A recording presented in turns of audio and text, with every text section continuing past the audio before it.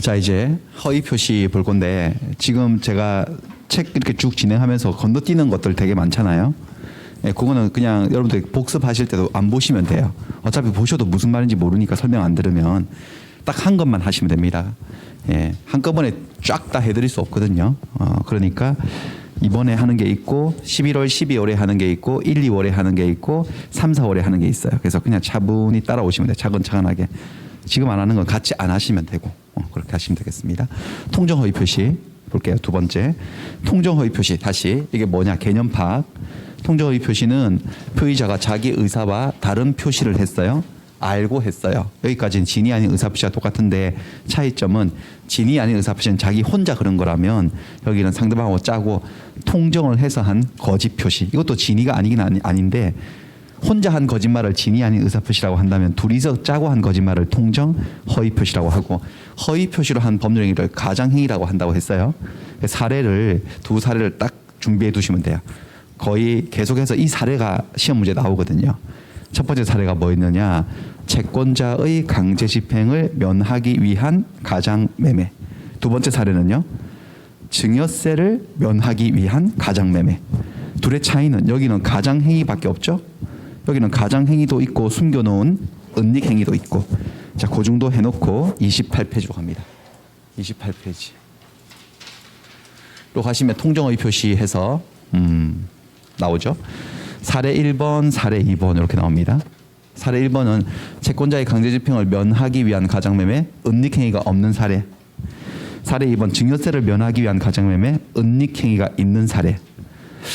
근데 우리 상식에 은닉행위, 숨겨놓은 행위가 하나 더 있으니까 아무래도 이게 조금 더 복잡하지 않을까라는 생각이 드는데 실제로 그렇지 않습니다. 아래쪽은 훨씬 더 뭐 내용이 적고 은닉행위가 있어서 더 간병해져요. 여기가 법률 관계가 간단해져요. 여기가 더 훨씬 더 복잡해요. 그래서 실제로 사례 1번이 훨씬 더 시험에 많이 나옵니다. 훨씬 더 많이 나오고 사례 2번보다 1번이 훨씬 더 많이 나와요. 한 4년 정도 이게 나온다면 4년에 5년에 한 번꼴로 이게 나오고 4대 1 정도로 이쪽이 압도적으로 비중이 높습니다. 네. 자, 일단 통정 허위 표시. 지금 비진이 표시는 107조에 나와 있었고 통정 허위 표시는 어떻게 되느냐, 효과가 어떻게 되느냐 108조에 있어요. 108조 조문을 또 한번 보셔야 되겠네. 조문 108조. 자, 아까 전에 107조하고 양을 한번 비교해 보세요. 107조는 1항이 양이 좀 많았죠. 그리고 뭐 설명한다고 원칙, 예외, 법문, 단서 알았거나 알 수 있었거나 머리가 아팠거든요. 근데 되게 심플해요. 통정 허위 표시는요. 항이 두 개인데 1항이 되게 간단해요.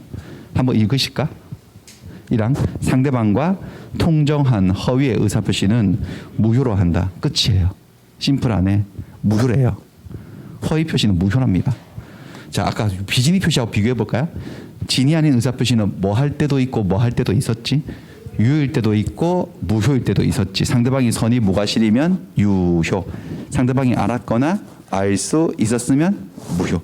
근데 따지고 보면 통정 허위 표시도 넓은 의미의 진이에요, 진이가 아니에요. 진이가 아니죠.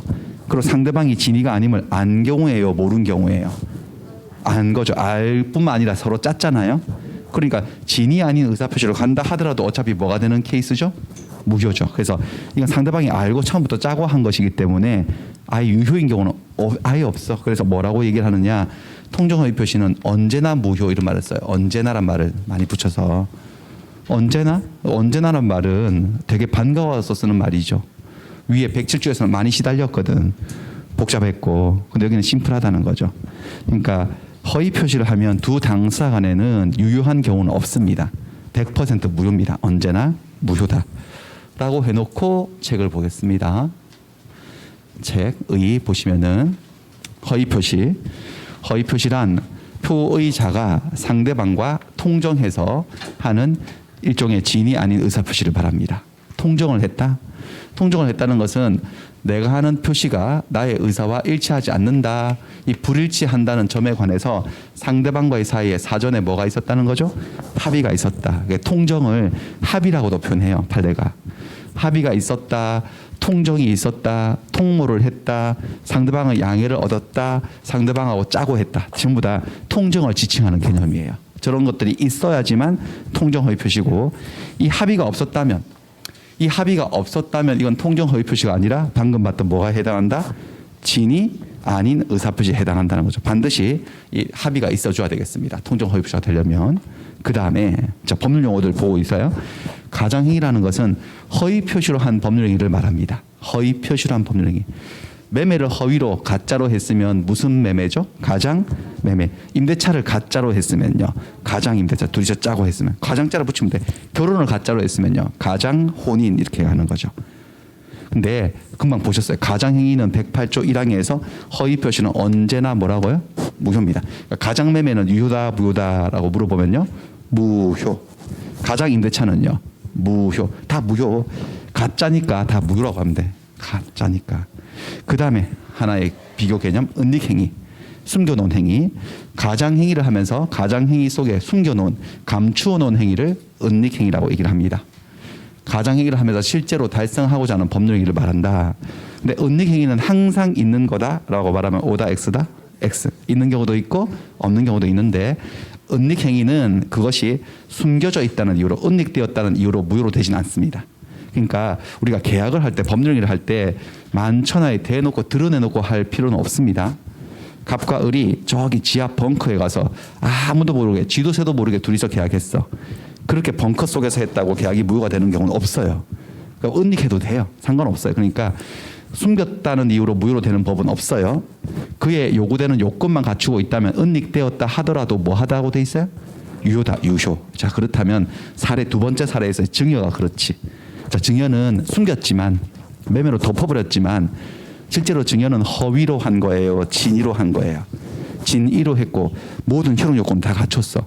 계약서를 증여계약서를 안 쓰지 않았느냐. 하지만 계약들은 다 불효식 계약의 원칙이기 때문에 계약서를 그렇게 쓰지 않았다는 게 문제가 되지도 않아.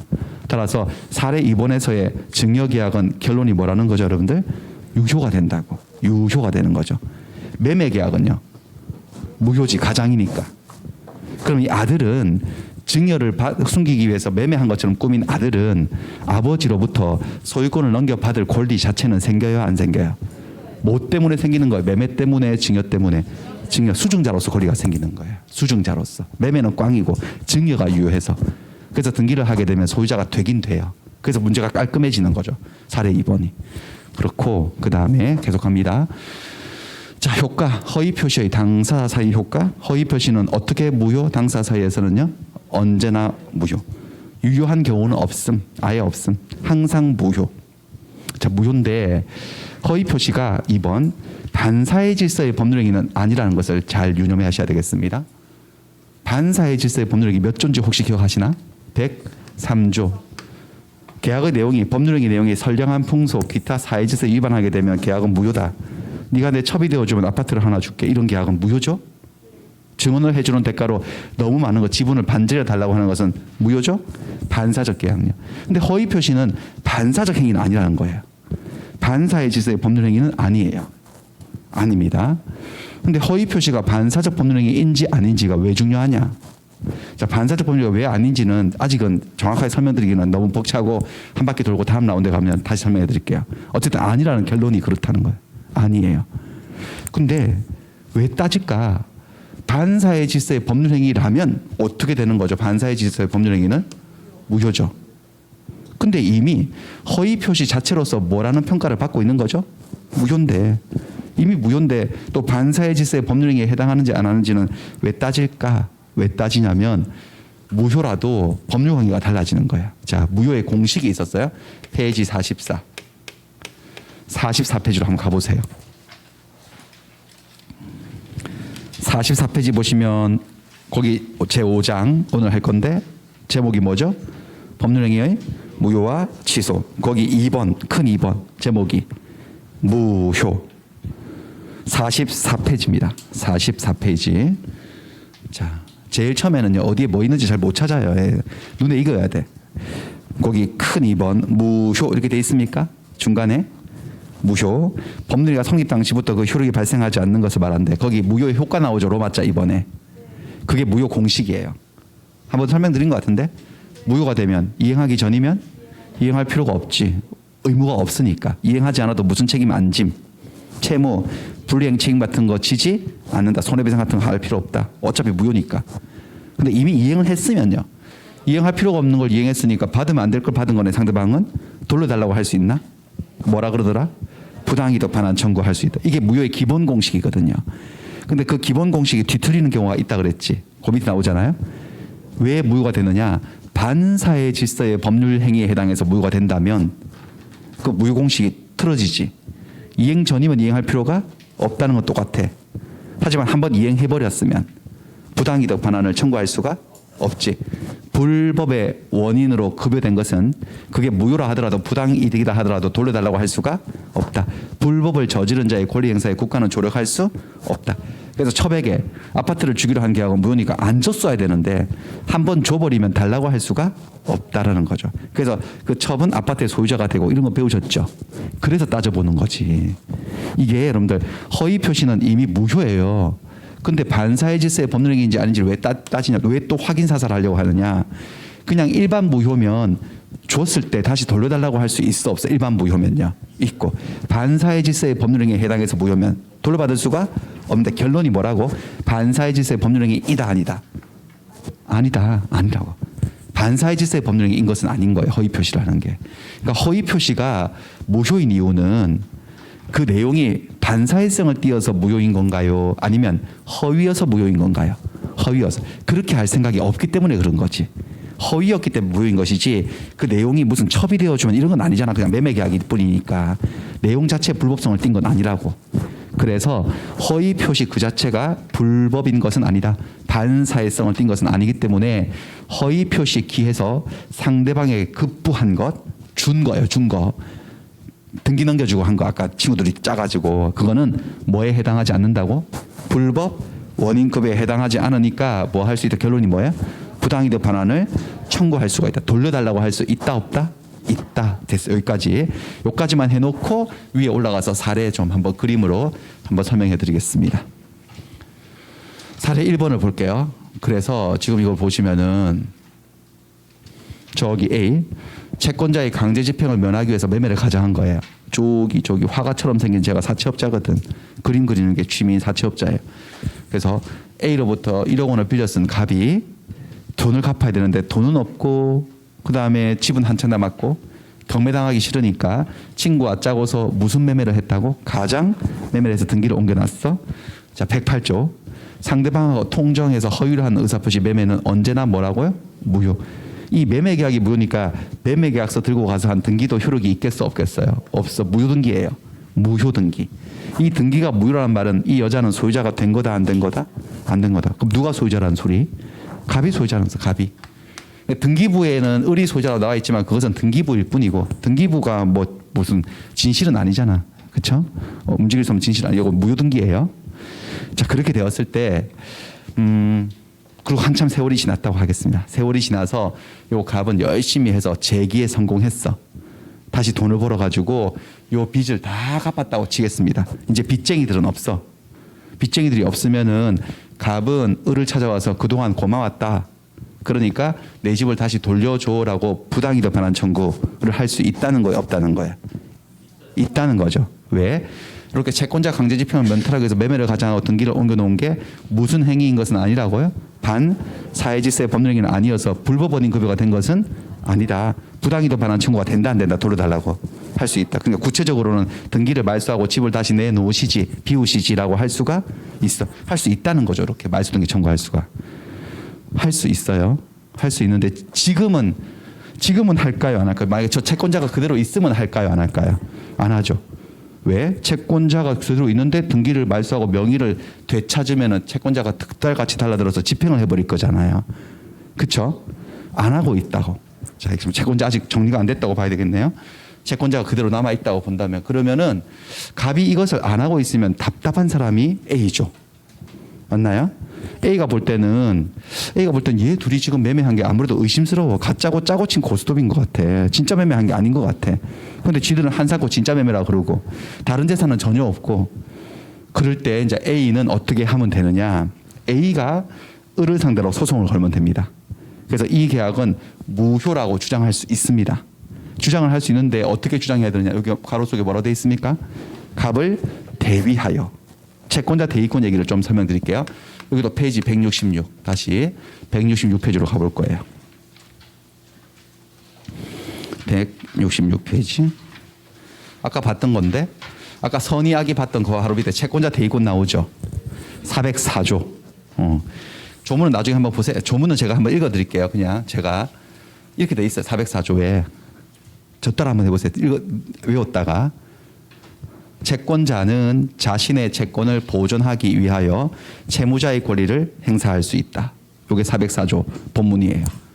해보세요. 뭐야?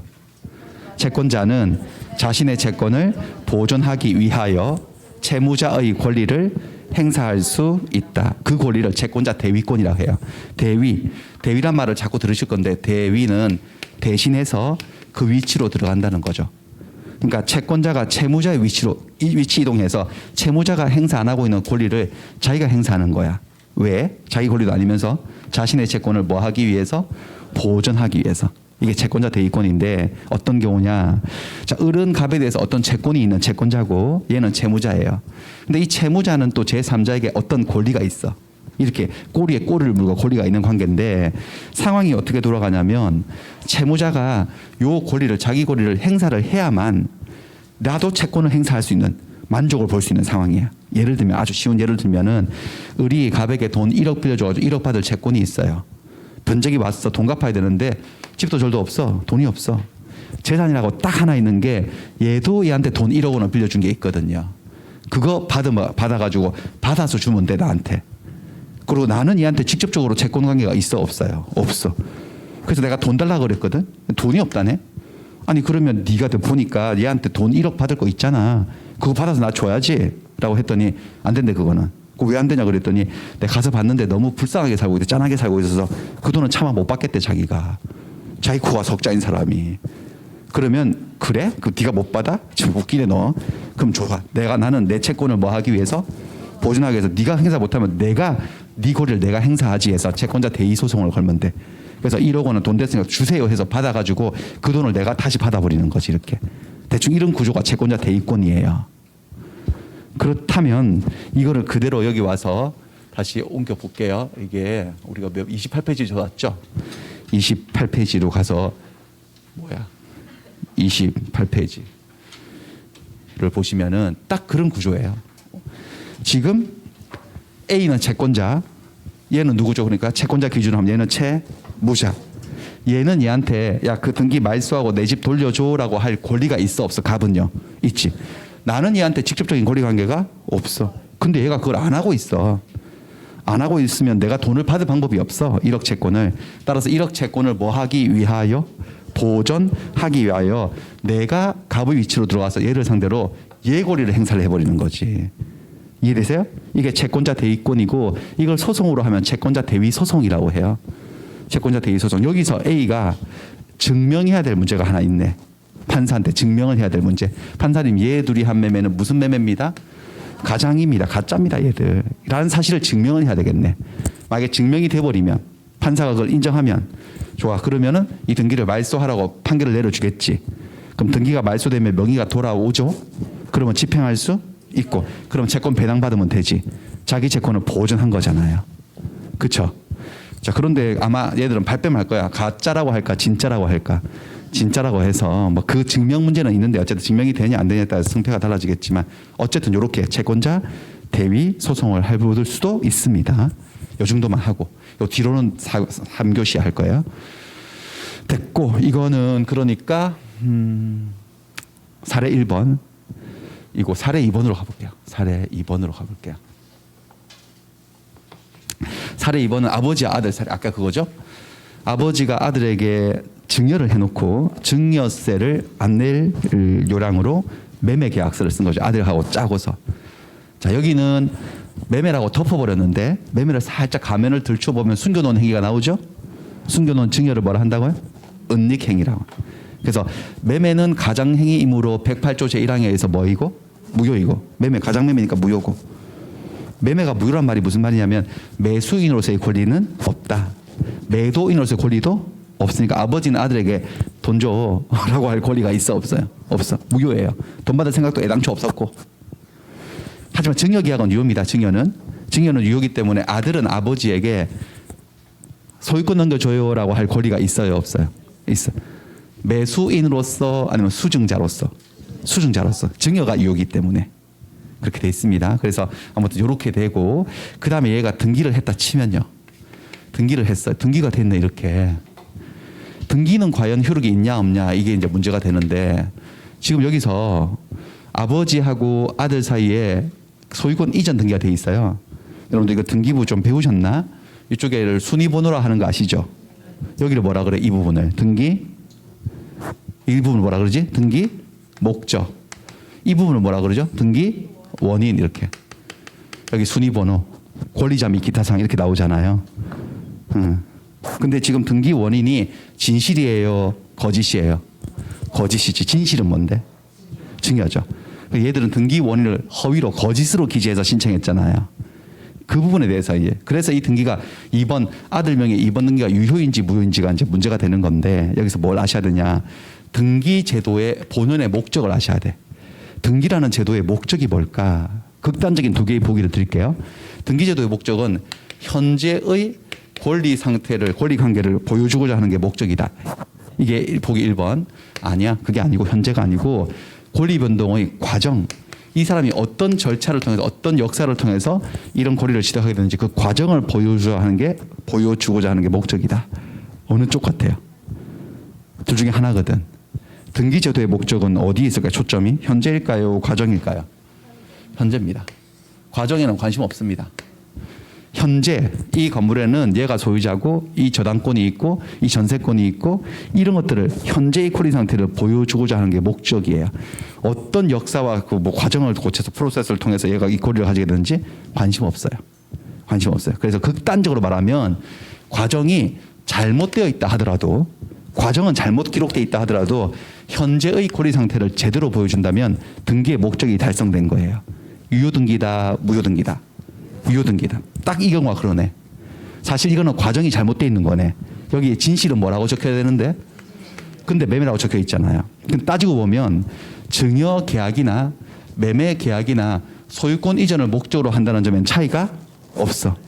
그렇죠? 단지 돈을 주냐 안 주냐 유상이냐 무상이냐 차이지. 따라서 이 부분을 매매라고 허위로 기재한 것은 문제가 있지만 여기 소유권 이전이라는 이 등기 목적은 진실인가요? 거짓인가요?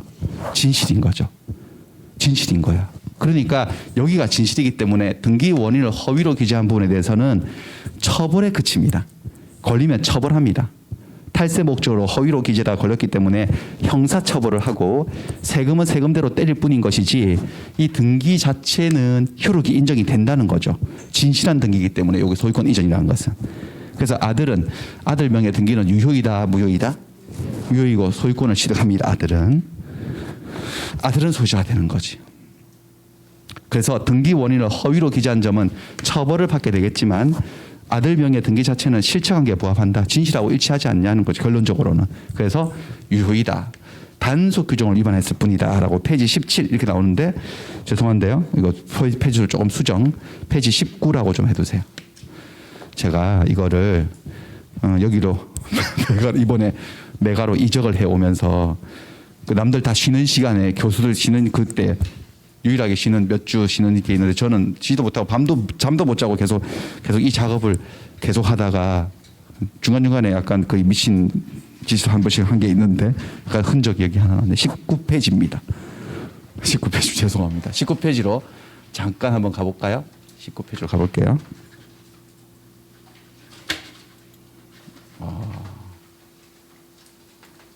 19페이지를 가보시면은 우리가 뭘 배웠느냐?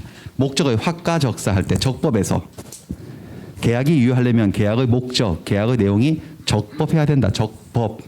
법에 적합해야 된다. 법을 위반해서는 안 된다. 근데 그때 위반해서는 안 되는 법 규정은 강행 규정을 의미하는 거였잖아요. 강행 규정을 위반하게 되면 안 된다. 강행 규정의 반대 개념으로 임의 규정이라는 게 있었는데 임의 규정이야 뭐 위반이란 말도 어울리지도 않고 임의 규정에 뭐라고 돼 있어도 두 당사자가 특약을 해서 우린 저대로 안 하고 우리끼리 따로 다르게 할래요라고 하면 그거 인정해 주는 게 임의 규정이었잖아요. 그리고 강행 규정은 다시 두루 나눠졌어. 한쪽밖에 안 했지만 선량한 풍속 기타 사회질서의 관계에 있는 강행 규정은 뭐하고 뭐로 나눠지더라? 효력 규정하고 단속 규정. 그래서 우리가 요거만 예를 좀 몇 개 봤거든요. 초과 수수료 받지 마. 그다음에 이자도 너무 많이 받지 마. 이런 거 위반해가지고 초과 수수료 받기로 계약하고 이자도 뭐 엄청 받기로 계약하면 다 무효 처리했잖아요. 계약 무효. 맞나? 그 이상한 규정이 하나 있어. 강행 규정 중에서 무슨 규정? 단속 규정. 얘는요 진짜 단속만 해요. 단속 떴어. 단속은 처벌을 말하거든요. 처벌 규정이야. 처벌에 그치지 위반을 해도 계약은 뭐 하다고 돼 있죠, 여러분들? 유효라고 돼 있어. 유효라고. 그 중에 하나가 지금 이거야. 두 번째 거 한번 읽어보시죠. 뭐라고 돼 있나? 등기 원인 허위 기재 금지요. 자, 부동산 등기 특별조치법이라는 법이 있거든요.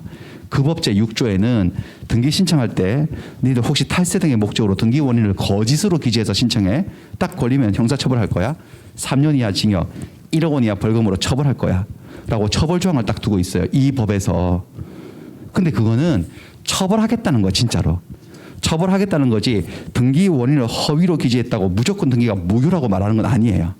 등기가 유효인지 무효인지는 다른 차원에서 다시 검토를 해봐야 되는 거야. 그럼 아까 다시 그 아버지와 아들 사건으로 돌아가서 걔들 등기 원인 허위 기재했어 안 했어 분명히. 그럼 처벌해 안 해? 단속. 다시 됐어. 그 다음에는 그렇다고 등기가 100% 무효다라고 단정하진 않아. 다시 살피는 거지. 과연 이 등기가 실체관계에 부합하는지. 근데 결론적으로 실체관계에 부합하지. 왜? 매매는 비록 가짜지만 두 사람 사이에 뭐가 있었다는 거죠? 증여가 있었잖아. 증여도 소유권 이전을 목적으로 한 계약이니까. 맞나요? 그래서 소유권을 이전하려고 하는 의사는 두 사람 사이에 있었어 없었어요? 있었으니까 결국 등기는 효력을 인정해 주겠다 안 해주겠다? 해주겠다는 거죠. 결국 아들은 소유자가 된다 안 된다? 된다.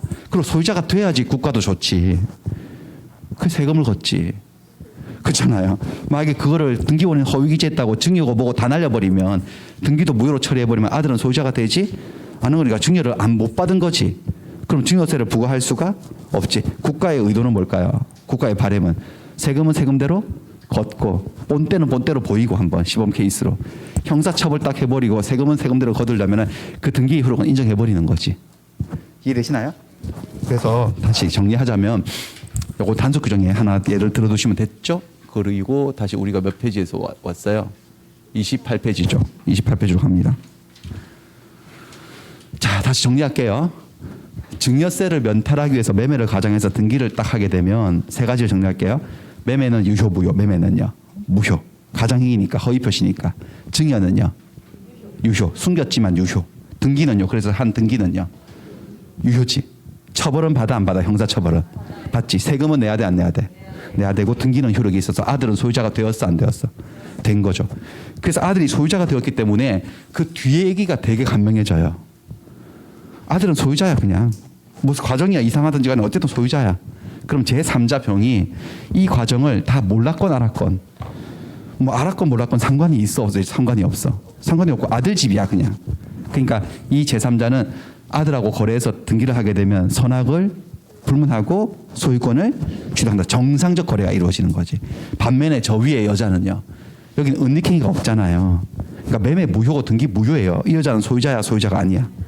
소유자가 아니니까 이 뒤로 팔려나가면은 복잡해지는 거예요. 되게 이상한 문제가 생겨요. 엄청 더 복잡해져. 은닉행위가 없어가지고. 요까지만 일단 하겠습니다. 그래 가지고 문제를 한번 풀어봐야지. 자, 6번 문제입니다. 6번. 통정 허위 표시가 성립하기 위해서는 진위와 표시의 불일치에 관하여 상대방과의 합의가 있어야 된다고 하네. 합의가. 맞나? 합의가 핵심이지. 자, 합의를 다르게 막 표현해 볼까요? 기억나는 대로. 합의, 통정, 통모, 양해, 짜고 뭐 이런 거죠. 저게 있어야 되지. 저게 없으면 뭐죠? 통정의 표시가 아니라 진위 아닌 의사표시로 107조로 가버리지. 자, 그 다음에 7번. 갑은 채권자 A의 강제집행을 면탈할 목적으로 을과 통정하여 자신의 부동산에 관하여 허위의 매매계약을 체결하고 을 명의로 소유권 이전 등기를 해두었다. 자, 이 매매계약 무슨 매매 이렇게 부른다고? 가장매매. 그리고 효력은 바로 머릿속에 정리하시면 되지. 매매는 유효다 무효다? 무효죠. 언제나 무효죠. 매매가 무효니까 그 앞으로 되어 있는 등기도 효력이 없지. 은닉행위도 딱히 없고 이거는요. 그러니까 을은 소유자가 되지 못한 상태예요. 자, 갑을 간의 매매계약은 상대방과 통정하여 허위로 체결한 것이므로 무효이다라고 말을 했네. 맞죠? 108조 제1항. 그 다음에 그래서 갑은 을에게 그 등기 다시 말소해. 내 거잖아. 말소해라고 청구할 수 없어요? 있어요? 있지. 이게 또 반사적 행위인 것도 아니잖아요. 무슨 처백에 아파트 준 거하고는 질이 다른 사건이에요. 그래서 말소를 청구할 수 있어. 근데 지금 할까 안 할까? 말소 청구 안 하지. 누구 때문에 안 해? 이 설문 속에 A 때문에 안 하고 있지. 그럼 A가 답답한 A가 대신할 수 있어 없어 자기가? 그게 뭐더라? 그게 채권자 대위권 소송을 걸어서 가장매매를 증명해서 대위 소송을 통해서 말소시킬 수도 있지만 그 뭐 장담은 못해. 이길지 질지는 알 수 없는 거고 그거는 현실에서는. 됐어요. 그 다음에 8번 통정 허위 표시에서 은닉 행위는 그것이 숨겨져 있다는 이유로 무효가 될 수는 없다. 그렇죠? 숨겼다고 무효가 되는 그런 이치는 없어요. 법리는 없어요. 그래서 맞는 말. 자, 갑이 그 소유 토지를 을에게 증여를 하면서 매매를 한 것처럼 꾸며서 소유권 이전 등기를 해줬다네. 자, 을은 그 토지의 소유권을 취득하지 못하나요? 할 수 있지. 자, 정리 한번 해볼까요? 증여는 유효, 무효? 증여는 유효. 매매는요? 등기는요? 유효. 처벌은요? 받아, 안 받아? 받지. 세금은요? 내야 돼. 그렇게 되는 거예요. 그거예요. 알겠습니다. 여기까지 해서 허위 표시도 그냥 개념만 잡았어요. 세 번째 거로 갈게요. 이제 착오로 가겠습니다. 착오. 자, 착오로 인한 의사표시는 잠깐 다시 한번 기억을 볼까요? 착오로 인한 의사표시는 또 자기 표의자가 의사표시했는데 자기 의사 진위와 다른 표시를 했는데 지금까지 봤던 두 가지 비진위 표시나 허위 표시는 표의자 스스로가 알고 한 것이라면 여기는 모르고 한 거다. 착각에 빠져서 모르고 한 거다. 그래서 예를 들면 1,000만 원에 팔 생각이었는데 100만 원에 팔겠다고 의사표시를 한 경우, 그 다음에 평하고 평방미터를 같은 것으로 착각해서 청약서를 작성한 경우, 이런 거, 이런 게 착오로 인한 의사표시고, 얘는 몇 조에 나오느냐? 107, 108, 세 번째 몇 조? 109조. 109조인데 109조 한번 가봐야 되겠네요. 뭐라고 돼 있는지. 109조.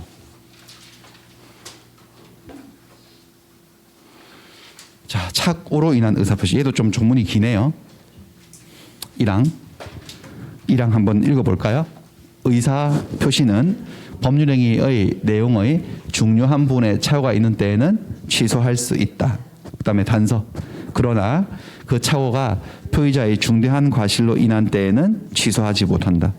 지금까지 봤던 107, 108하고 조금 다른 얘기가, 107은 뭐라고 돼 있었어요? 원칙은 유효인데 예외적으로 무효다. 108은요. 언제나 무효다. 유효다, 무효다라고 딱딱 끊어줬는데 얘는 뭐 이상하게 해놨네. 유효, 무효는 말은 없고 뭐 할 수 있다고요? 취소할 수 있다 이렇게 돼 있네. 취소할 수 있다. 그것도 취소할 수 있다는 것도 요건이 또 필요해. 의사표시는 법률행위의 계약의 내용의 중요한 부분에 착오가 있을 때만 취소할 수 있는 거야. 사소한 착오를 이유로는 취소가 안 돼요. 중요 부분 착오가 있으면 취소할 수 있고, 그러나 그 착오가 표의자의 중대한 과실로 인해서 발생했을 때는 또 취소를 못 한다고 돼 있어. 그러니까 착오에 빠져서 한 의사표시는 취소할 수 있을 때도 있고 없을 때도 있고, 취소 문제로 가는 거지. 이게 취소 문제로 가는 거예요.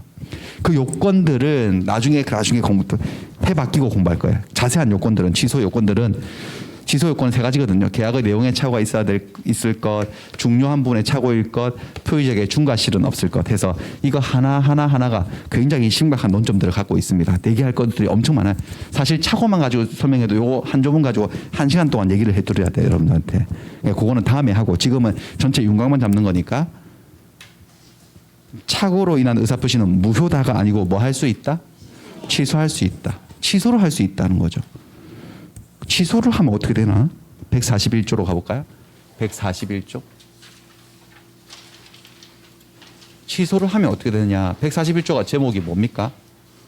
취소의 효과예요. 한번 읽을까요? 본문만 읽어보세요. 무슨 말인지 알아들으시죠? 본문만. 취소된 법률행위는 처음부터 무효인 것으로 본다. 취소가 된 법률행위는 처음부터 무효인 것으로 본대.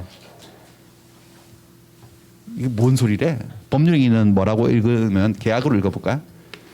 자, 착오에 빠져서 계약을 했어요. 계약을 한 날이 10월 1일이라고 치고, 10월 1일에 계약을 했다가 착오를 알아차린 거야, 얘가. 어이? 공 하나 빠뜨렸네? 그래가지고 한 달 후 11월 1일 날 취소를 했다고 치고, 그럼 취소가 된 계약은 처음부터 무효인 것으로 간주하겠대. 처음은 며칠을 얘기하죠? 10월 1일, 11월 1일. 이렇게 과거로 올라가는 것을 소급이라고 해요. 법에서. 어떤 효과가 지금 그 행위를 한 그 시점부터 발생하는 게 아니고 과거로 거슬러 올라가서 효과가 생기는 것을 소급이라고 얘기해요. 그러니까 취소에는 소급효가 있다 없다 보니까 있네. 처음부터 무효인 것으로 본대. 취소된 법률행위는. 자, 질문. 그렇다면 취소를 하기 전까지는 뭐 어떤 상태라는 거예요? 유효인 상태라는 거예요? 무효인 상태라는 거예요? 유효라는 거예요. 그걸 잘 기억하셔야 돼. 그러면 착오에 빠져서 한 계약도 일단은 뭐 한 상태? 유효인 상태가 기본 세팅 값이에요. 디폴트 값이에요. 아시겠어요? 초기 값이에요. 그리고 내가 뭐 할 수 있는 거야? 취소할 수 있어. 취소는 무조건 100% 되는 게 아니고 어떨 때는 할 수 있고 어떨 때 못 하는데 그건 나중에 배우기로 하고, 취소를 하면 무효로 뒤집어져요. 취소한 그날부터 아니면 소급하여. 취소한 계약치로 소급해서 무효가 되면은 그럼 한 달 동안은 유효였다는 거네. 그럼 한 달 동안 주고받은 건 부당이득이 아니었는데 원래는 유효한 상태에서 주고받은 거니까. 근데 취소를 해버리는 순간 처음으로 돌아가서 무효가 되니까 무효인 계약을 주고받은 거잖아. 그럼 주고받은 게 뭐가 되어버리지 졸지에? 부당 이득이 되어서 가지고 있어야 돼, 돌려줘야 돼? 서로 돌려줘야 돼. 취소해버리면 받은 거 다 돌려줘야 돼. 부당이득 반환 문제가 생기고. 그 다음에 다시 착오에 빠져서 하는 의사표시는 취소해야 한다예요, 할 수 있다예요? 그 말은 곧 해야 한다가 아니라 할 수 있다? 뭐야? 안 할 수도 있다. 선택권인 거야, 이건. 안 하는 선택권이 뭐냐면 이거예요. 뭐라고? 두 글자? 추인이에요. 한번 읽을까요? 이것도? 한번 읽어보세요. 취소할 수 있는 법률행위는 제 140조에 규정한 자들이 추인할 수 있고, 한번 추인하면 취소하지 못한대. 이 추인의 뜻이 뭘까? 그러면 취소를 하지 않겠다는 거야. 취소권 포기해버리는 거야. 됐네. 착오에 빠져서 한 계약은 무효다 이게 아니고요. 일단 뭐 한 상태고 유효이고 일정한 요건이 갖추어지면 취소를 해서 무효로 만들 수가 있고, 근데 꼭 해야 하는 건 아니고 취소를 안 할 수도 있고 그런 거예요. 그런 선택권을 주어졌어. 우리 민법은 그렇게 정해놨어. 일본 민법은 그렇게 안 돼 있대요. 일본 민법은 착오에 빠져서 한 계약은 무효라 해요. 그냥. 일본은 선택권 없이 그냥 무효고 우리나라는 선택권을 준 거죠. 착오에 빠진 사람에게. 선택권을 줬어요. 취소할 수도 있고 추인할 수도 있고. 그래가지고 다시 한번 그 문제를 살짝 한번 볼까요? 이 문제를 해결해 보겠습니다. 자, 그러면 자, 나는 1,000만 원에 팔 생각이었는데 100만 원으로 내 의사와 다른 표시를 했어요. 의사 표시를. 얘는 좋다고 냅다 승낙을 했어요. 사겠다고. 그럼 일단 계약은 성립했어 안 했어? 매매 계약은 성립했죠? 얼마에? 1,000만 원에 아니면 100만 원에? 100만 원에. 그래서 둘이 만났겠지. 얘는 100만 원 들고 나갔겠지. 차 받으러. 얘는요, 차 갖고 나갔겠지. 1,000만 원 받으러. 그래서 100만 원을 주니까 뭐냐? 계약금이냐? 이렇게 된 거겠지. 그래서 무슨 계약금은 100만 원에 준다며. 그러니까 내가 언제? 난 1,000만 원 판다고 그랬잖아. 그러니까 뭔 소리야? 하고 얘가 보낸 편지를 보여주는 거야. 아니면 카톡을 보여주는 거야 이렇게. 그때 깜짝 놀란 거. 뭐야 이게? 왜 100이지? 내가 미쳤나 봐. 그제서 자기는 알게 된 거지. 그래서 갑이 그래가지고 을에게 야 무슨 이게 네가 생각해봐라. 이거 무슨 100만 원이냐고. 이 차가 1,000만 원도 싸게 주는 건데 친구라고. 아니 100만 원 받을 것 같으면 안 받고 말지. 그냥 주지. 무슨 100만 원 받냐. 실수였다. 내 실수였다라고 착오를 주장하면서 얘는 계약을 뭐 하려고 할 거고 취소. 그다음에 얘는 뭐 아니야 네가 말을 했으면 책임져야지 하고 취소 못한다고 싸울 거 아니겠어요. 그래서 취소가 되는지 안 되는지는 뭐 나중에 배우기로 하고 몰라. 이거는 영원히 몰라도 돼요. 이 문제 물어보지도 않으니까. 될 것 같아 안 될 것 같아 여러분들 느낌에. 안 될 것 같아? 될 것 같아? 몰라도 돼요. 몰라요. 아무도 몰라. 몰라요. 물어보지도 않아. 중과실 있냐 없냐 문제인데. 아무튼 그래가지고 얘는 취소를 할 수도 있고 막 그런데 막 이제 실수라고 막 하니까 이제 을이 뭐 엄청 낙담을 한 거예요. 뭐 처음에는 친구가 역시 좋긴 좋구나 뭐 거저주네 이렇게 했는데 친구가 좋기는 무슨 좋아하면서 뭐 세상은 원래 다 독고다이지 막 이러면서 막 그러면서 엄청 머리를 치면서 믿은 내가 병신이지 이러면서 막 엄청 낙담을 하고 막 그러는 거야. 눈물도 막 글썽글썽하고 막 그러는 거야. 그래서 얘가 너무 실망을 하길래 얘는 좀 잘 살거든. 그래서 갑이 그냥 어떻게 하기로 한 거야? 취소하기로 안 하기로? 안 하기로 할 수도 있어 없어요? 있죠. 아 좋아. 그래서 내가 뭐 선심 쓴다. 100만 원 줘. 100만 원 줘. 이렇게 해가지고 100만 원 받고 차 줘버릴 수 있어 없어요? 이거는 취소예요, 추인이에요? 추인이에요. 자기 선택이야. 취소할 수도 있고 추인할 수도 있고 그렇습니다. 이것도 마찬가지인데 이것도 지금 1억 원에 살 생각이었는데 이렇게 잘못 표시해가지고 어떻게 된 거죠? 3억 3천에. 그럼 3억 3천에 얘는 뻥친 거죠. 3억 3천을. 그래서 일단 승낙을 해서 계약이 된 거죠. 둘이서 만났을 때 얘가 실수했다는 걸 알게 돼가지고. 그럼 얘는 기필코 이 계약을 뭐 해야 돼? 지금 보니까 취소. 얘는 취소 못하게 막을 거고 될지 안 될지는 몰라. 그냥 취소 문제가 불거진다는 거예요. 근데 좀 얘는 좀 골치 아프네. 좀 취소를 하려면 자기가 착오에 빠졌다는 것을 말해야 되고, 그럼 자기는 이걸 몰랐다는 걸 말해야 되는 거잖아요. 자기 무식이 탈어나는 거잖아요. 그래서 어떻게 할까? 무식을 드러내고 취소를 해? 아니면 묻고 더블로 가? 그냥 이렇게 무식을 먹고. 어떻게 취소할 수도 있고 추인할 수도 있고 자기 마음이에요. 이거. 요 상황만 이해하시면 되는 거예요. 아, 착오에 빠져서 한 계약은 뭐 할 수 있다?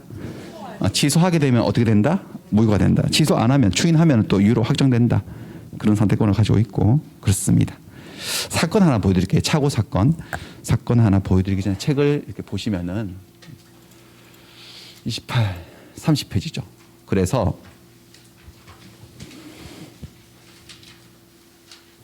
착오의 표의자가 자신의 의사와 표시가 일치하지 않음을 뭐라고 여기요?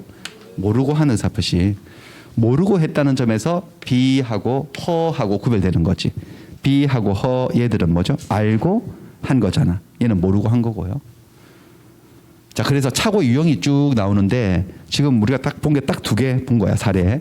하나가 표시상의 착오. 의사와 표시가 일치하지 않는 현상이 의사결정에는 문제가 없었는데 표시를 그르친 거야. 공을 하나 빠뜨렸다든지 6과 9를 거꾸로 적었다든지 실수. 그거를 표시상의 착오로 해요. 표시를 잘못한 경우 5기 1000이라고 쓸 생각이었는데 100이라고 공을 하나 빠뜨리는 경우 이런 게 표시상의 착오예요. 그다음 두 번째는 의미의 착오. 의미의 착오는 내가 표시하고 싶은 대로 표시했어. 표시를 잘못한 건 아닌데 이 표시가 가지고 있는 의미를 오해한 거예요. 이거죠, 이거. 평방미터하고 평하고 같은 것으로 생각을 해가지고 이렇게 쓴 거예요. 이렇게 제곱미터라고. 의미의 착오. 아무튼 이런 것들이 다 착오 유형에 해당하고, 자, 위에 그림을 한번 싹 해서 감각을 좀 익혀볼까요? 갑하고 의 사이에 매매 계약을 하고 등기가 넘어갔어. 근데 갑이 이 집을 팔겠다는데 뭐로 팔았다고? 착오가 있었다고 가정하고. 착오가 있었으면 일단 이 계약의 기본값은 뭐예요? 유효인 거예요? 무효인 거예요? 유효인 거예요. 그럼 얘는 일단 소유자야? 소유자 아니야? 소유자죠. 그런데 일정한 요건이 갖추어지면 갑은 이 계약을 취소할 수 있고, 취소하게 되면 처음으로 돌아가서 무효가 돼서 이 등기도 엎어지는 거지. 그럼 돌려달라고 할 수 있어 없어요? 있지. 소급해서 무효 확정되죠. 그 다음에 반대의 선택을 할 수도 있지. 뭐야? 추인. 그럼 완전히 유효로 확정되죠. 한 번 취소하면 더 이상 뭘 못하고 추인 못하고, 한 번 추인하면 더 이상 취소 못하고 선택. 그렇게. 그럼 당연히 얘는 취소하려고 할 거고 얘는 취소 못한다고 싸움이 일어날 거 아니겠어요. 그래서 그 이제 언제 취소를 할 수 있는지는 다음에 자세히 배우기로 하고, 다음 페이지를 보시면은 뭐 여기 보면은 착오를 이유로 계약을 취소하기 위해서는 표의자가 착오에 빠진 점에 중과실이 없어야 되거든.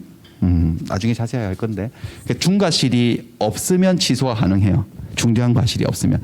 그 중에 한 사건, 부동산 중개업자가 매매의 목적물을 점포를 잘못 소개를 했는데 매수인이 직접 알아보지 않고 거래를 딱 했는데 자기가 원했던 점포가 아니었던 사건이 있었어요.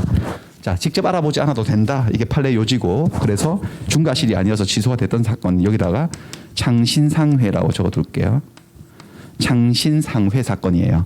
나중에 써먹기 위해서 제가 한번 요것도 스토리텔링을 하겠습니다. 스토리텔링의 위력은 지금 들으셔도 두 달 후에 한 번도 복습 안 하고 두 달 후에 제가 툭 끄집어내도 그 창신상회예요 하고 기억이 나요. 예.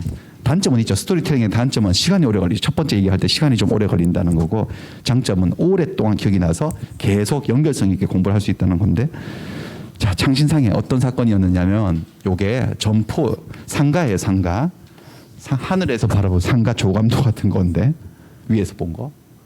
여기는 중개 사무소가 있었어요. A라는 중개업자가 중개하고 있는 운영하고 있는 중개 사무소가 있었고, 사무실이 있었고, 여기는 점포, 갑이 소유하고 있는 점포였고, 여기는 을이 있었고, 여기 점포가 또 하나 있는데 이게 창신상회였어요.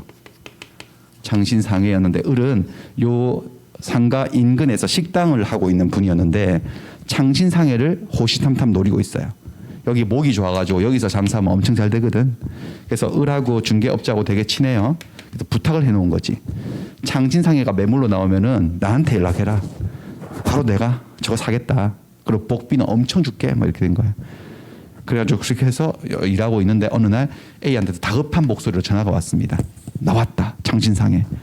그래가지고 얘가 김밥 말다가 던져버리고 달려간 거죠. 달려가가지고 바로 뭐 현장 확인도 안 했습니다. 뭔지 확인도 안 하고 바로 계좌번호로 계약금을 넣어버린 거죠. 자기 어디 들었거든. 계약금을 일단 걸어야 된다. 그래야지 어떻게 제 빼도 박도 못한다. 그래가지고 계약금 확 넣어버렸어. 그래가지고 요 점포에 대해서 매매 계약이 체결되었다고 생각을 한 거죠. 이렇게 일단 그래서 계약금을 일단 넣어놓고 그래놓고 이제 A하고 을하고 A가 을한테 말합니다. 을한테 가게는 한번 구경 갈까요? 이제 계약은 됐으니까 구경이나 갑시다. 그래서 창신상이 여기니까 일로 가야 될 거 아닙니까? 일로 가는 거예요. A가 일로 이렇게 그래서 어디 가지 하고 따라갔는데 여기 화장실 있는데 화장실 가나? 따라갔는데 이 점포 앞에 딱 서가지고 A가 을을 보고 이렇게 말하네요. 멋지네요. 창신상해. 이렇게 된 거예요. 어떻게 된지 상황이 짐작이 되세요? 점포를 착각한 거예요. 매물로 나온 물건이 이 물건이 나온 게 아니고 이 물건이 매물로 나왔는데 A는 이 점포가 창신상해인 줄 알고 착각한 거지. 그래서 창신상해 나왔다 그러니까 급하게 달려와가지고 점포 확인도 안 하고 바로 계약금 넣어버린 거지. 결국 이 점포하고 이렇게 매매가 된 거죠. 이쪽 계약은 된 것도 아니고. 그래가지고 우리 A가 멋지네요. 창신상해 그러니까 이게 창신상해라고요? 하고 뒷목 잡고 갖고 이제 쓰러진 거예요. 그래가지고 A도 놀래가지고 막 뺨때로 왜 이러세요 하면서 상이 일어나세요 해서 막 이렇게 세워가지고 보니까 간판을 보니까 여기는 창싱상해였던 거예요. 뭐 그렇습니다. 창싱? 이건 약간 지어낸다는 거 아시겠죠? 이거 사실을 기반으로 하는데 약간 허구가 섞여 있습니다. 저런 거 제가 지어낸 건데. 그래가지고 자기는 이제 중개업자도 자기가 실수했다는 걸 알아차린 거지 이제 와서. 그래가지고 난리가 나서 다시 깨어가지고 막 뺨 때리니까 이제 일어났어요. 막 일어나가지고 A도 제가 이런 큰 실수를 하다니 죄송하다고 막 그러면서 이게 무슨 창신상이냐고 창싱이네 하면서 막 난 이걸 말했는데 해가지고 막 이제 난리가 난 거죠. 그럼 보세요. 지금 을이 계약을 하긴 했는데 자기 의사는 뭘 사고 싶었던 거죠? 창신. 자기 표시는요? 창싱. 이렇게 된 거죠. 의사와 표시가 일치 불일치. 표의자 스스로 알아보라. 모른 거지. 엉뚱한 걸 샀잖아요. 이럴 때 이 매매 계약은 을의 매수인의 뭐로 이루어진 거다? 착오로 이루어진 계약이다. 그래도 계약의 기본값은 뭐예요? 유효예요, 무효예요? 유효라니까. 유효인데 일정한 요건이 갖추어지면 을은 이 계약을 뭐 할 수 있다는 거야. 취소할 수 있고. 근데 저쪽은 취소를 원할까 원하지 않을까?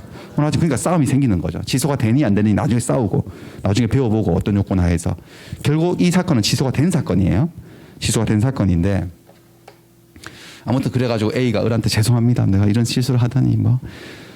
근데 사장님 이왕 이렇게 된 거 취소할 때 하시더라도 가게나 한번 보고 취소를 하시죠 라고 했더니 을이 뭐 보긴 뭘 봐요 하면서 막 고함 지르고 막 이제 가려고 그러는데 A가 또 힘이 엄청 세요.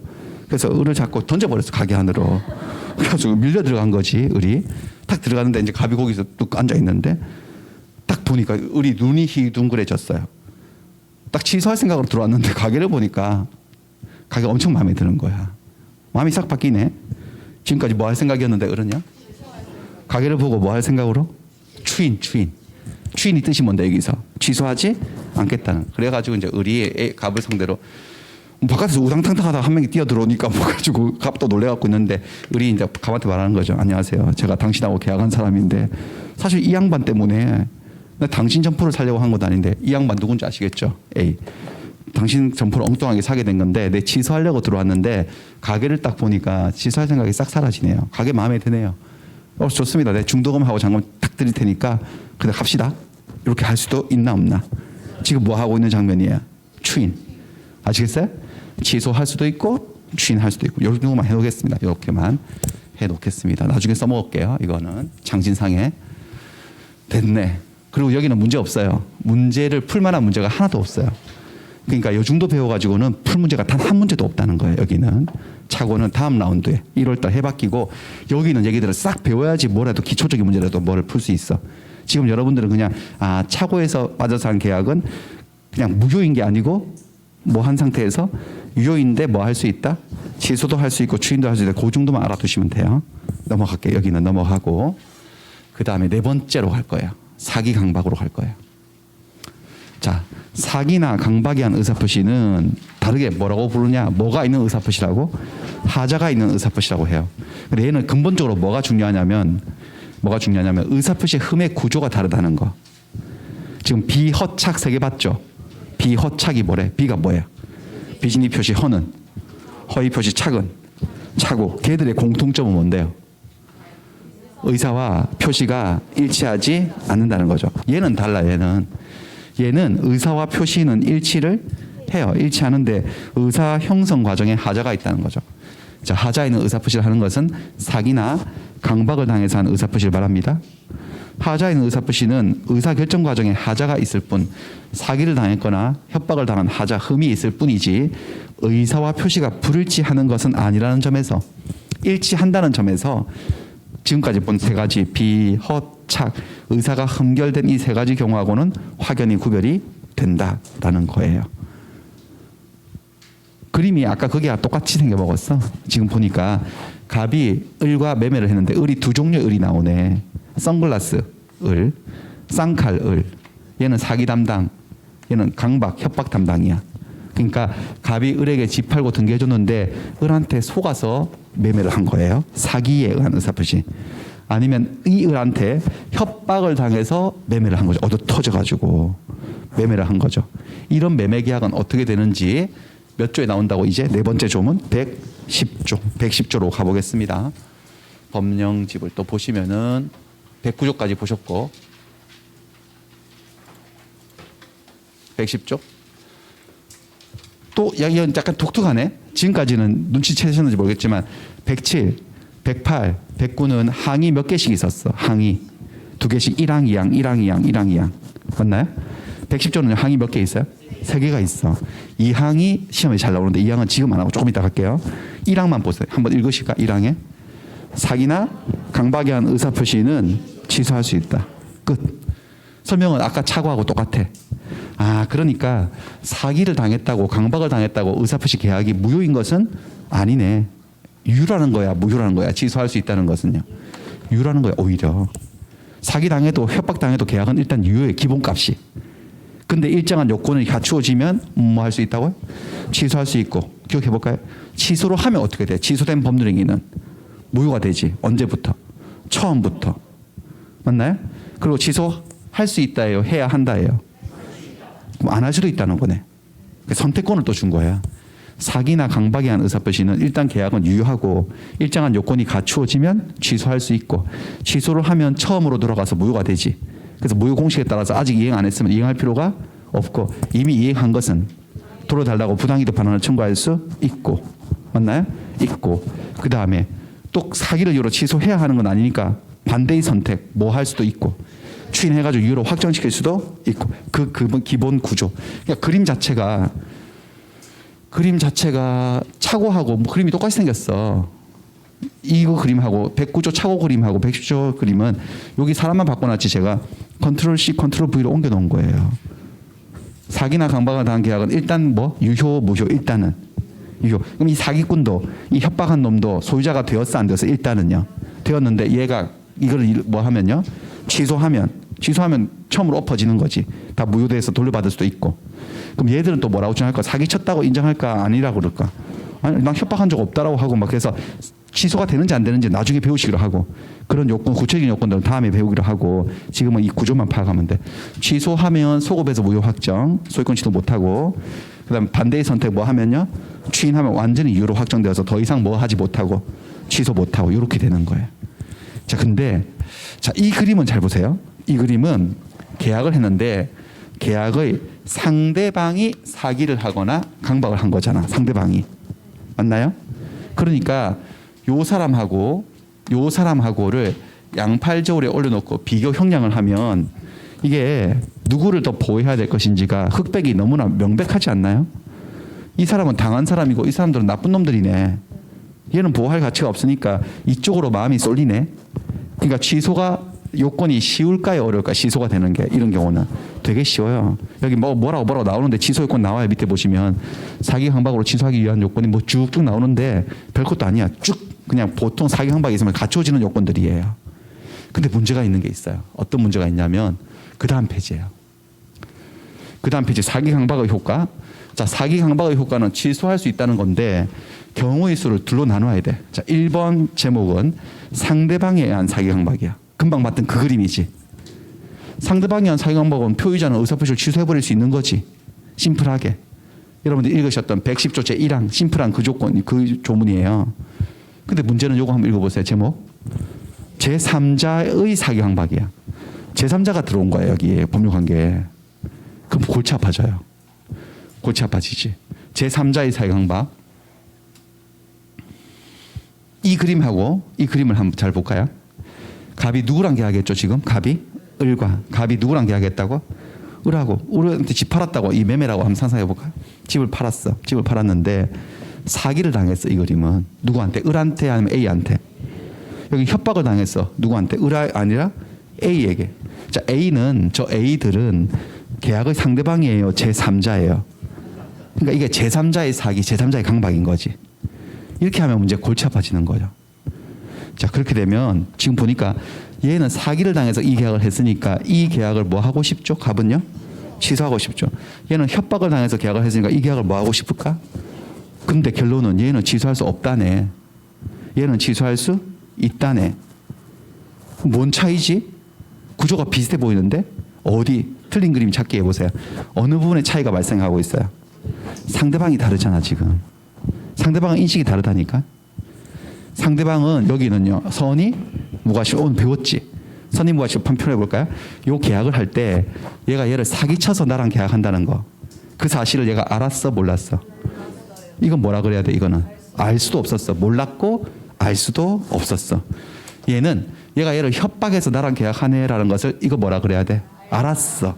또는 이거 뭐라 그래야 돼? 알 수 있었어. 자, 그러면 지금 여기는 나쁜 놈 한 명이 있고 보호해야 될 가치가 있는 두 사람이 있어요. 이렇게 비교 형량을 해야 돼. 저울질을 해서 저울질에 올리고 형량을 해야 돼. 누구를 더 보호할 것이냐. 얘를 보호해야 된다는 것은 사기나 강박을 당했으니까 얘는 취소하고 싶겠지. 취소를 좀 인정해 주고 싶고, 얘는요. 난 내가 사기 강박한 게 아니잖아요. 맞나요? 얘를 보호한다 하면 이 계약을 취소 못하도록 해야 되는 거지. 이해되세요? 그럼 누구를 더 보호해야 될 것인지, 저울이 어디로 기우는지의 기준점이 요 계약을 맺을 당시에 요 사실요. 3자한테 사기나 강박당해서 나랑 계약한다는 사실을 내가 알았나 몰랐나 가지고 따지는 거죠. 자, 이쪽에는 몰랐고 알 수도 없었어. 내가 사기 강박한 것도 아니고 내가 사기 강박한 것도 아니고 난 알지도 못했고 알 수도 없었어. 자, 어떻게 표의자를 보호해야 될 것 같아. 이 경우는 상대방을 보호해야 될 것 같아. 아무래도 상대방 쪽이죠. 그래서 표의자는 억울하지만 다소 분하지만 이 계약을 뭐 할 수 없다고요? 취소할 수 없다는 쪽으로 결론을 내리고 있어요. 그다음 이쪽은요. 이쪽은 내가 비록 직접 강박을 한 건 아니어도, 애를 두들겨 팬 건 아니어도 이게 나한테 얘한테 협박당해서 나랑 원치도 않은 계약을 쫄아서 했네라는 사실을 알았거나 알 수 있었기 때문에 이걸 저울질을 하면 아무래도 누구를 더 보호해야 되는 거야? 표의자. 그래서 이 계약을 뭐 할 수 있도록요? 취소할 수 있도록 돼 있는 거야. 이 원리 아시겠어요? 원리가 그렇지. 그래서 제 말을 잘 들어보세요. 갑은 요 계약을 할 때 의사표시를 했어 안 했어? 나랑 계약하자는 의사표시를요. 했지. 상대방이 있는 의사표시예요? 없는 의사표시예요? 상대방이 얘한테 한 거지. 자, 제가 말을 몇 번 할 테니까 잘 들었다가 외워서 따라 하시는 거야. 상대방이 있는 의사표시에 관하여 제3자가 사기나 강박을 행한 경우에는 상대방이 그 사실을 알았거나 알 수 있었을 경우에 한하여 그 의사표시를 취소할 수 있다. 이렇게 말을 한 거야. 일단 말은 알아들으시겠어요? 다시 한 번 더 말하고 이제 여러분 이어서 하시는 거야. 상대방이 있는 의사표시에 관하여 제3자가 사기나 강박을 행한 경우에는 상대방이 그 사실을 알았거나 알 수 있었을 경우에 한하여 그 의사표시를 취소할 수 있다. 이렇게 한번 해보세요. 어떻게 한다고? 제일 처음에 상대방이 있는 의사표시에 관하여 누가? 제3자가 뭐를? 사기나 강박을 행한 경우에는 누가? 상대방이 뭐를? 그 사실을 알았거나 알 수 있었을 경우에 한하여 그 의사표시를 취소할 수 있다. 한 번 더 해볼까요? 상대방이 있는 의사표시에 관하여 제3자가 사기나 강박을 행한 경우에는 상대방이 그 사실을 알았거나 알 수 있을 경우에 하나여 그 의사 표시를 취소할 수 있다. 그게 법령집 여러분 아까 제가 좀 복잡하다는 거예요. 2항 한번 읽어볼까? 뭐라고 되어 있는지 110조 2항. 상대방 있는 의사 표시에 관하여 제3자가 사기나 강박을 행한 경우에는 상대방이 그 사실을 알았거나 알 수 있었을 경우에 하나여 그 의사 표시를 취소할 수 있다. 이게 그 말이에요. 이해되시나? 그럼 취소 못하는 경우는 언젠데? 안 경우도 아니고 알 수 있었던 경우도 아니니까 뭐야? 알 수 없었던 경우. 상대방이 뭐라면 선이 무과실이라면 표의자는 취소할 수가 없게 된다는 거네. 이해되시나? 그렇게 줄타기를 하고 있다는 거예요. 민법이. 그렇게. 그래서 이쪽 얘기를 잠깐만 한번 스토리를 한번 넣어보면은 얘 쌍칼이죠. 얘 누구냐? 얘도 좀 범상궂게 생겼죠. 요 A가 요 을을 형님이라 불러요. 식사하셨습니까, 형님? 뭐 어떻게 형님 이거 있잖아. 걔들 형님. 그런 조직인데 을이 갑을 찾아가서 그 집 나한테 파쇼 이렇게 해서 청약을 했거든요. 그러니까 안 판대. 뭐 안 판대 팔 일이 없대. 아니 내 가격을 후하게 쳐들 테니까 나한테 파쇼라고 하니까 안 팔아요. 억만금을 줘도 안 팔아요. 라고 해서 계약이 안 됐어. 안 됐어. 그날 계약 안 됐는데 그날 둘이 만났어요. 이렇게. 둘이 술 한잔 하는데 을이 A한테 이렇게 말했어. 예, 쌍칼. 근데 오늘 내가 무슨 이런 일이 있었다고. 그거 집 사고 싶었는데 그거 안 판다 그러대. 그 사람이 집주인이. 억만금을 줘도 안 판다 그러던데. 라고 말을 하니까 A가 책상 꽉 치면서 술상을 치면서 그렇단 말씀이십니까 형님? 알았습니다 형님. 그런 거예요. 그리고 아무런 지시도 없었어. 어떻게. 그리고 3일 후 눈탱이 밤탱이 된 거죠. 그래갖고 손을 지금도 벌벌 떨고 있어요. 그래가지고 나한테 집 팔러 왔어. 저희 집 사신다고 그러셨죠? 저 팔게요. 뭐 이런 거. 지금도 막 목소리 떨리고 있어요. 그리고 3일 동안 무슨 일이 있었는지 아시겠죠? 짐작이 되시죠 여러분들. 내가 이걸 협박했겠지. 우리 형님한테 팔아라고 좋은 말 할 때 안 그러면 묻어버리겠다 뭐 이렇게 했겠지. 엄청 많이 또 맞았고. 그래가지고 을은 그 사실을 대충 알까 모를까 자기는. 알지. 지시는 안 했지만 알겠지. 자기들 살아가는 생리가 그건데. 모른 척 하는 거지. 아니 억만금을 줘도 안 파신다면서 왜 갑자기 마음이 바뀌셨어? 누는 왜 그래? 어디 넘어지셨어? 라고 하면서 모른 척하고 계약을 하는 거죠. 이렇게 되면 요 매매 계약은 상대방에 의한 강박이야. 제3자 강박이야. 제3자 강박.